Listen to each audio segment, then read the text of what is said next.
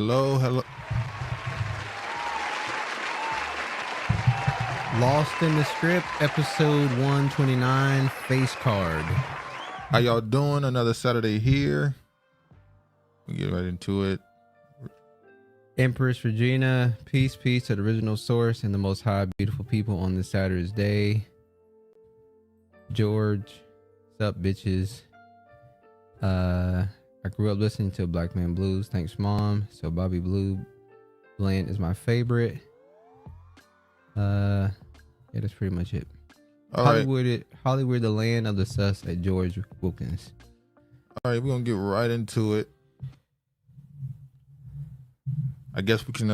Anybody who was looking forward to any shows, you can look forward to them again because the writer's strike is finally over. Hollywood Actors Union Board approved strike-ending deal as leaders tout money gains and AI rights. Hold on, let me get here.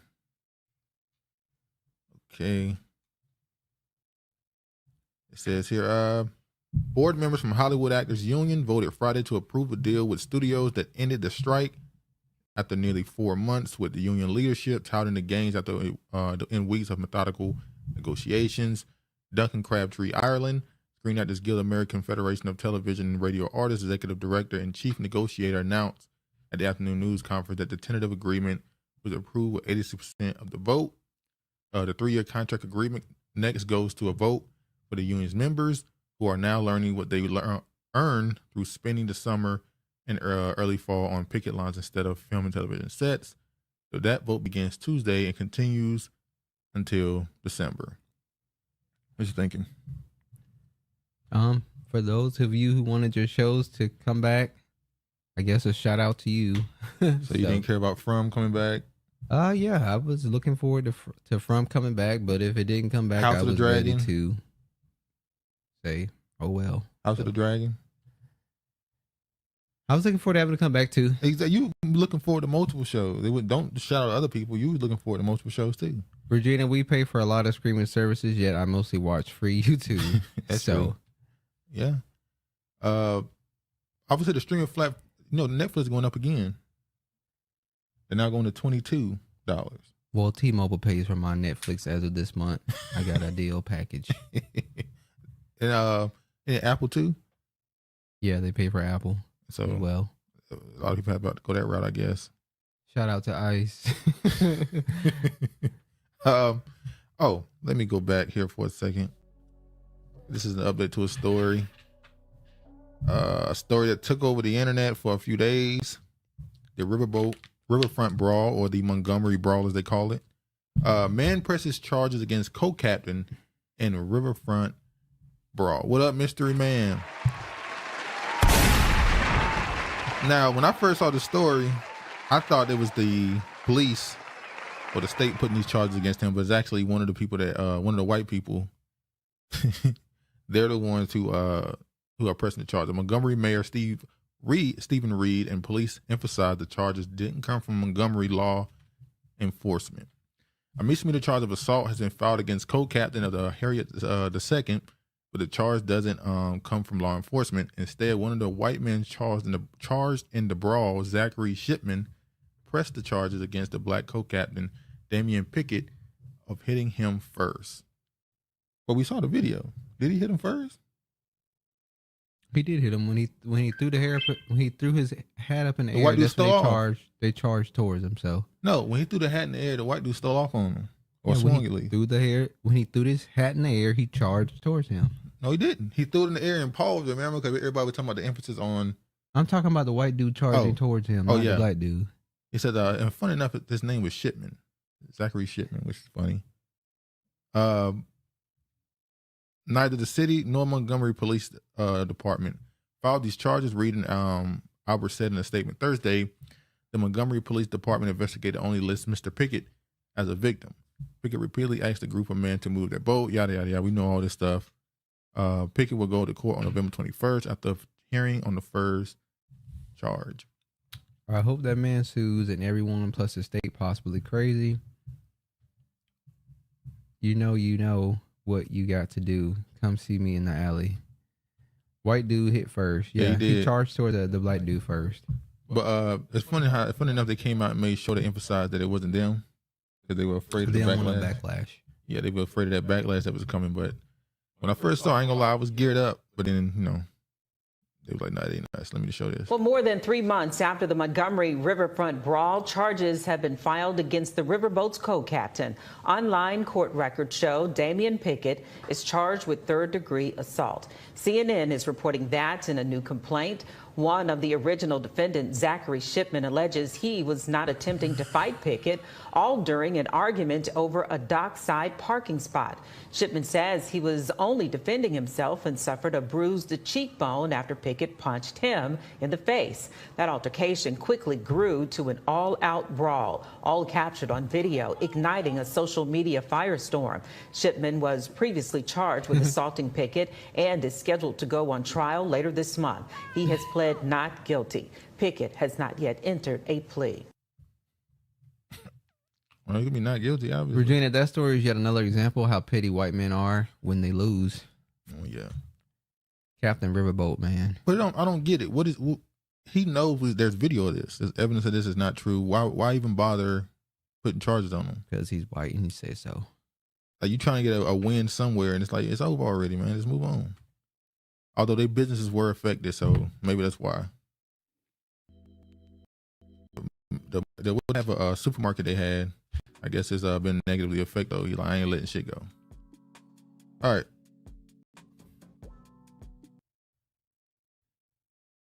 Hold on. Okay. Tyler Perry's privilege will prevail. Tyler Perry has his documentary coming out called Maxine's Baby. Tyler Perry hits back at Hollywood critics and Maxine's Baby doc trailer. What I will not do is change because something is not art. So as we know, Tyler Perry throughout his career has been I won't say black people have discussed and given their opinion on his work and whether or not it is negative stereotypes or even if it's actually good movies or not. So he's responded in an interview recently with Gayle King where he talked about some of these things. Let me go here. Good point regarding other businesses being impacted, but it's also because of Alabama, red state. Yep, it is a Republican state. Yeah, it's definitely a part of it too. Let me show this here. Okay. Regina, Tyler is turning into Van Jones, being seeing him cry all over the place. He's going through his change of life, menopause. What do you think about Tyler Perry? So I watched his interview on The View when he started crying. Sarah on there gave him a heart-tugging moment when she brought up his mother. His mother passed away in 2009. Maybe an emotion, for that movie that he got coming up with his name after his mother, Maxine's, whatever it's called. Mm-hmm. I will say this: Tyler Perry gets a lot of flack, but he has also presented. He's also given opportunities to the black community as well. He's given jobs. He opened up his what's it called? A studio in Atlanta. Mm-hmm. He named some studio places in Atlanta after black people. There's no black people in Hollywood that are named after studios.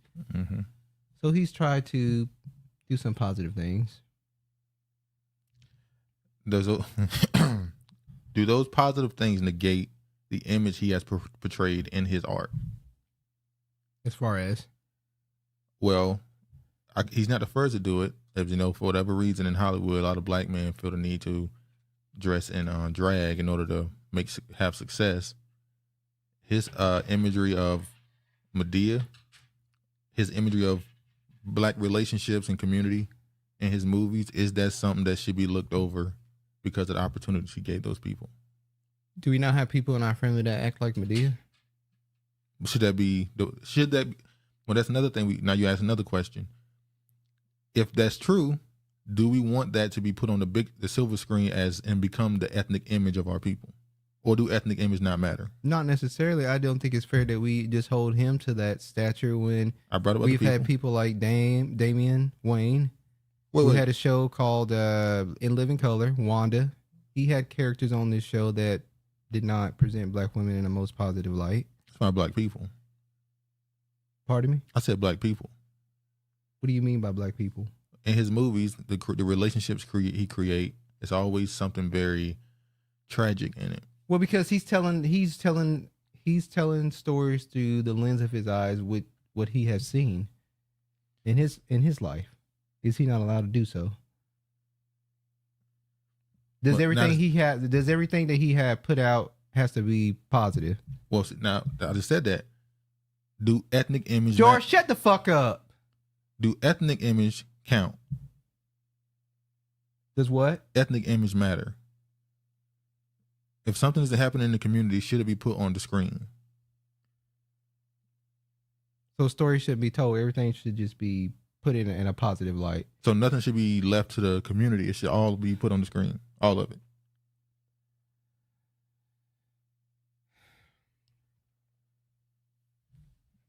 Okay. Jay Henderson, what up, man? Hey, y'all, appreciate the opportunity he's giving black actors and actresses that don't care for all the black man bashing in the storylines. Well, I'll go as far as saying that movie where he made the girl a crack. He put crackheads in his movie. We know that exists in the black community, but that's been on the news too. Don't need to be put in the movies. So let me just show this right here.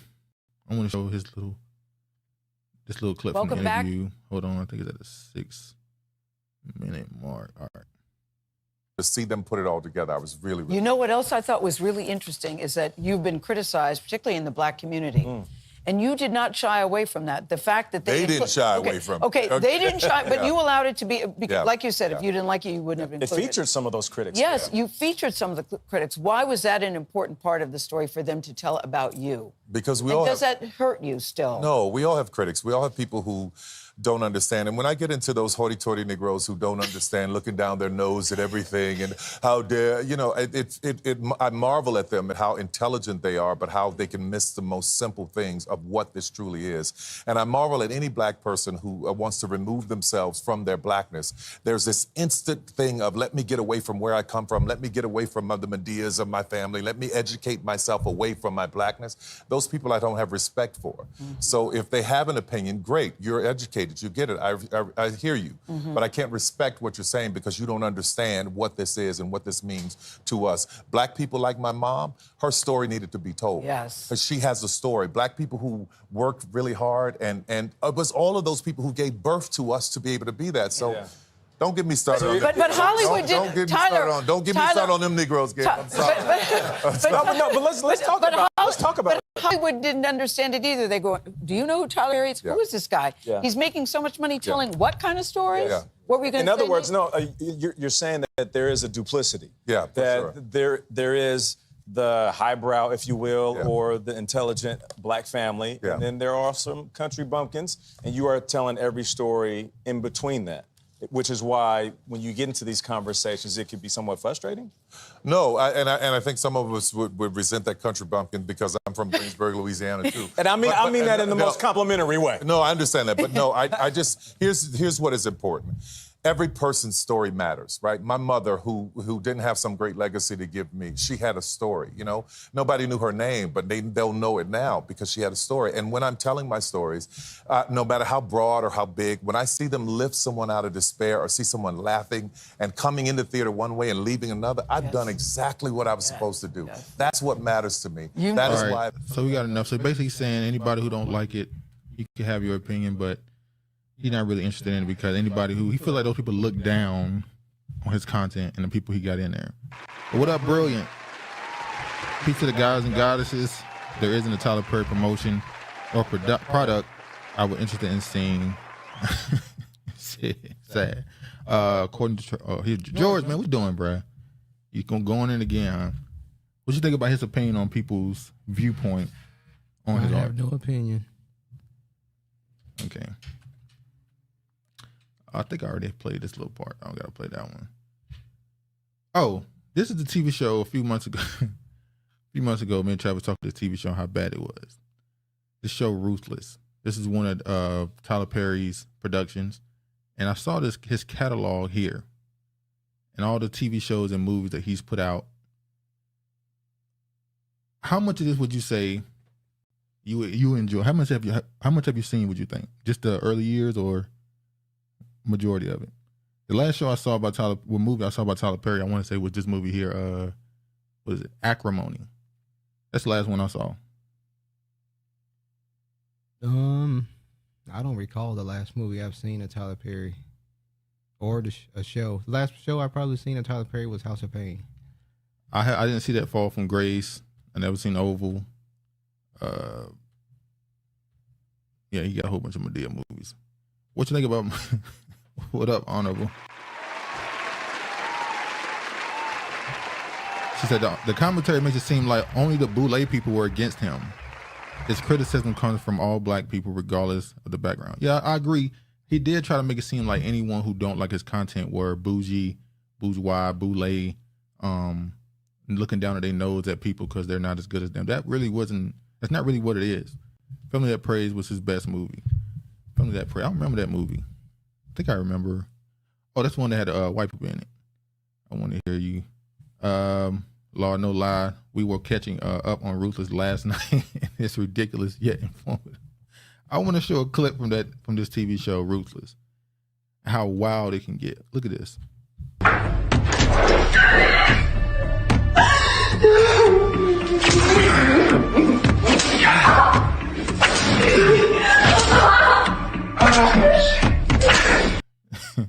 So this TV show, Ruthless, gets kind of insane.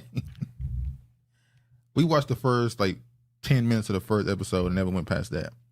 No one listened to him unless he's dressed like a female. Well, I think he's trying to get out of that image now. Before you see him doing more interviews and that's why you see him doing more interviews and stuff. I think he's trying to get out of that image. Another Tubi series. Yeah, I did see it and think of the Tubies. I ain't gonna lie. All right. That's Sexy Ray. I'm not even about to talk about that. We've talked about her enough. Hold on. Let's go to the next topic. Palm Springs. Hold on.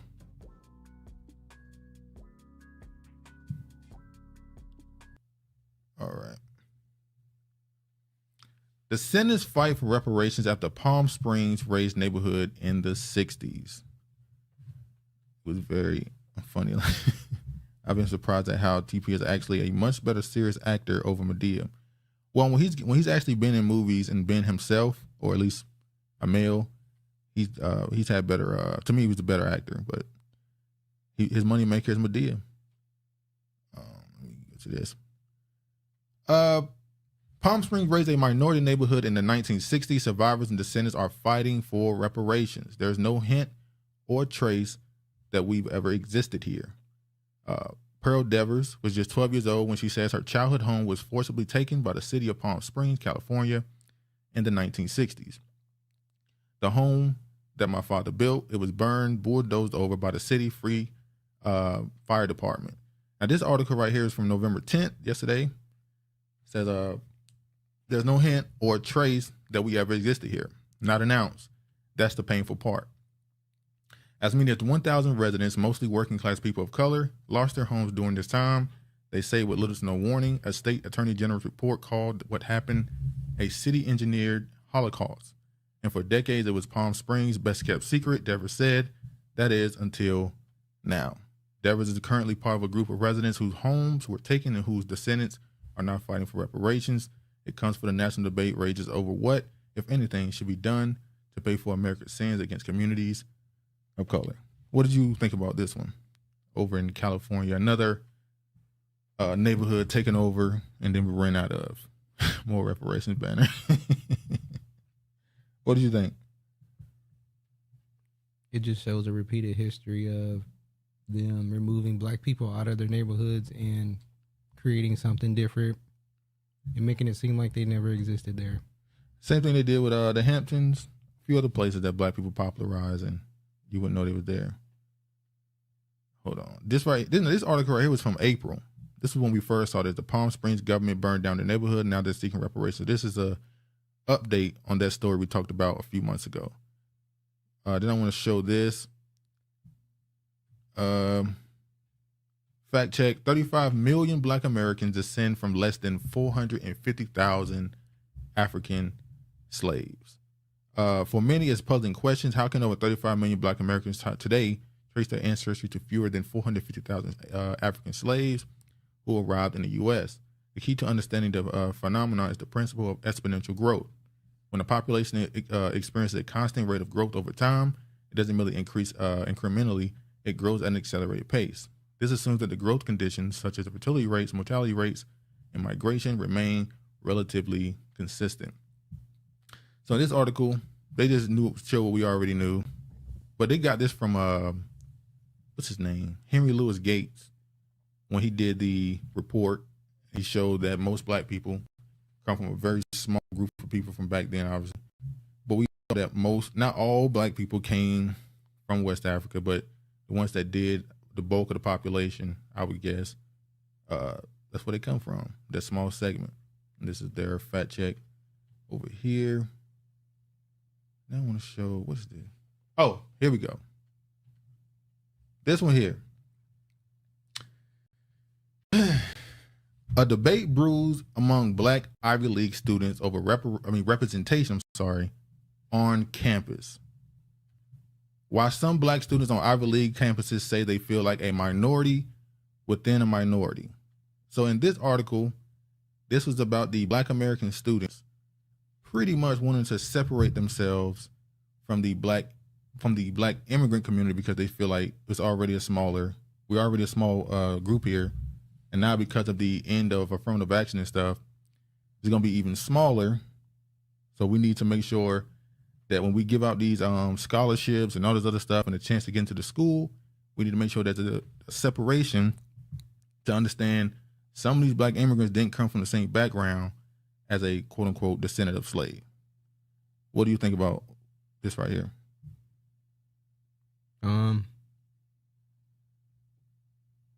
They just seem more accepting of immigrants than Black people. And it seems like that's what she's afraid of. Like she seemed the girl in this video, I'm gonna read a little bit of this, I can't say her first name, I'm gonna be honest. Is that she did not feel a sense of belonging in the Black community when she arrived as a freshman at Harvard. The Black student body was warm and welcoming, but as a multi-generational African American, a descendant of enslaved Africans brought to the U.S., she said she felt like a minority within a minority. The descendants of slavery on campus are woefully underrepresented. And this is where I always take a turn for the worse. Black and Latino students have long been underrepresented by Ivy League campuses as a whole, even when the college practiced race-conscious admission. So when the Supreme Court in June struck down affirmative action programs at Harvard and the University of North Carolina, effectively ending the systemic consideration of race in the admission process, experts sound the alarm on the enrollment of elite colleges could drop for Black and Latino students. She seemed to think they're going to be bringing in more immigrants over Black Americans when they do accept them. Not surprised the world is tribal to the four corners. Honorable 120 on the Mayflower and 35 million descendants today. I don't even understand why this conversation keeps happening. Them Negroes, the niggas don't do anything anyway. Take the online classes then. Black and Latino always get to carry someone else and not exclusively ourselves. Hold on, y'all.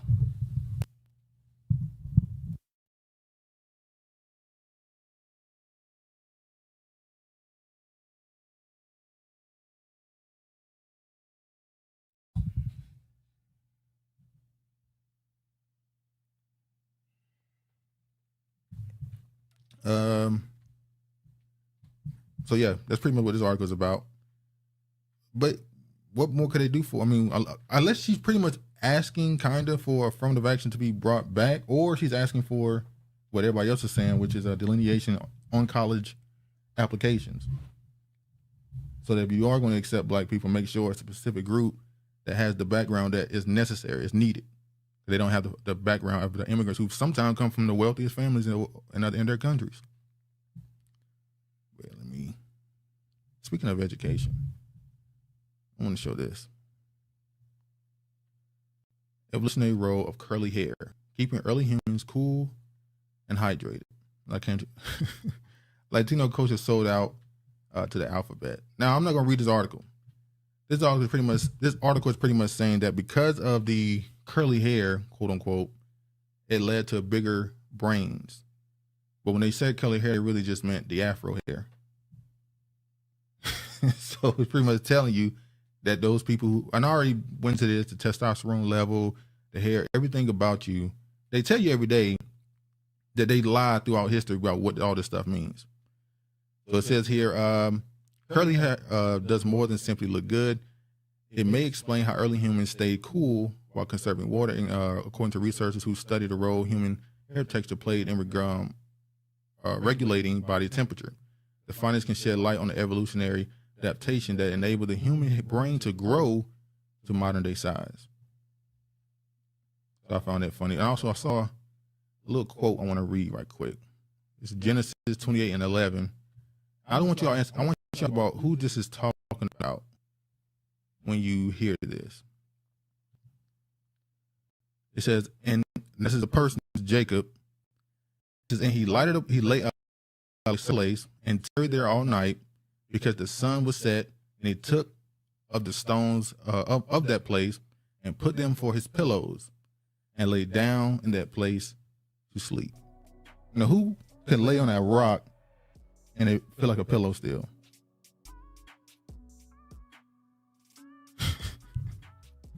Man.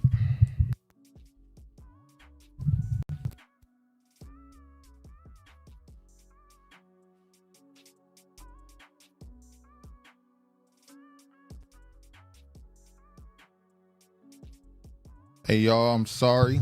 We're not gonna be able to finish this today. Something came up. Hold on.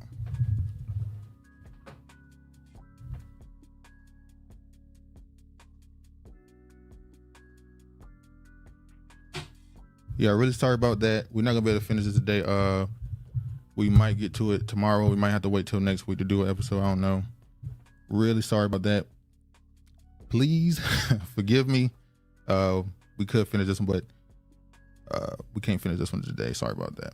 But anyway, man, until we see you next time, all praise to the Most High and peace, man.